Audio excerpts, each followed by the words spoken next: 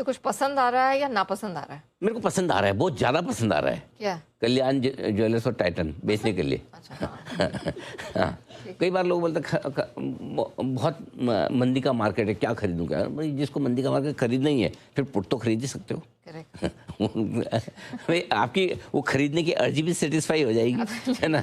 और किसी को बेचने की अर्जी, तेजी का मार्केट है, फिर ठीक है, फिर वैसा आप बेच दो, पुट बेच दो। तो वो सिंपल सी चीज़ है। कल्याण ज्वेलर्स पहला स्टॉक ये है, 370 का स्टॉप लॉस, 350, 338, 333। सरकार ने गोल्ड इंपोर्ट ड्यूटी 6 से 15% कर दी। हमने कहा था एग्रेसिव एक्सपांशन स्टोर और लो मार्जिन।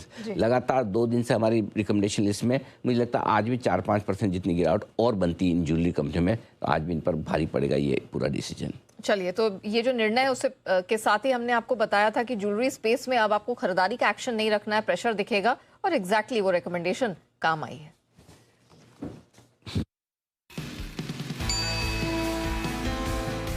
ज्वेलरी कंपनियों पर थोड़ा प्रेशर रह सकता है आज, पीएम मोदी की अपील के बाद कि गोल्ड कम खरीदें आप। टाइटन, कल्याण वगैरह में थोड़ी कमजोरी हो सकती है। ये स्टॉक की एक खास बात है नया जी, इसको गिरने के लिए एक बहाना चाहिए खाली, और मतलब थोड़ी सी खबर आती है ये ऐसे दम तोड़ देता है कि पूछो मत, जैसे मतलब पूरी मुसीबतों का पहाड़ इसी पर टूट पड़ा हो। जैसे देश में और कोई ज्वेलरी कंपनी तो है ही नहीं। कल्याण ज्वेलर्स यहाँ पर बिकवाली करने की राय है। 365, 355 और 340 तक के बड़े टारगेट बन सकते हैं। हाई रिस्क ट्रेड है क्योंकि स्टॉक कल 9% ऑलरेडी गिरा हुआ है।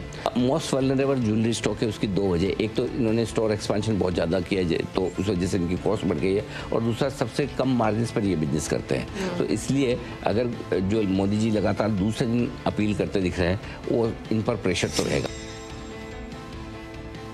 ज्वेलर्स यहाँ पर आज सुबह हमने स्टॉक ऑफ द डे में बिकवाली की राय दी थी, और ये साफ कहा था कि लगातार दूसरे दिन जो पीएम मोदी की अपील आई है वो भारी पड़ती हुई दिखेगी। और उसके बाद ओपनिंग के हीरो में भी बताया था स्टॉक पे तेज गिरावट, एक डे लो पर ट्रेड करता हुआ दिखा है।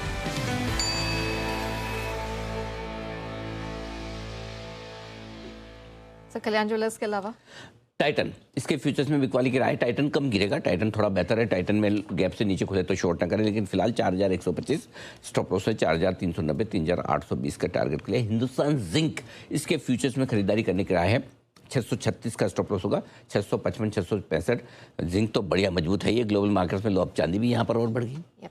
बढ़ाओ चांदी का प्रोडक्शन करो, वही चांदी आपकी अब 22,000 रुपये ऊपर बिकेगी कल के मुकाबले में आज। तो हिंदुस्तान जिंक के लिए चांदी यहाँ पर खरीदारी करें। कल भी हमारा रिकमेंडेशन लिस्ट में था, कल भी बाय दिया था, आज फिर से बाय है। लगातार दूसरे दिन एक्शन में। कल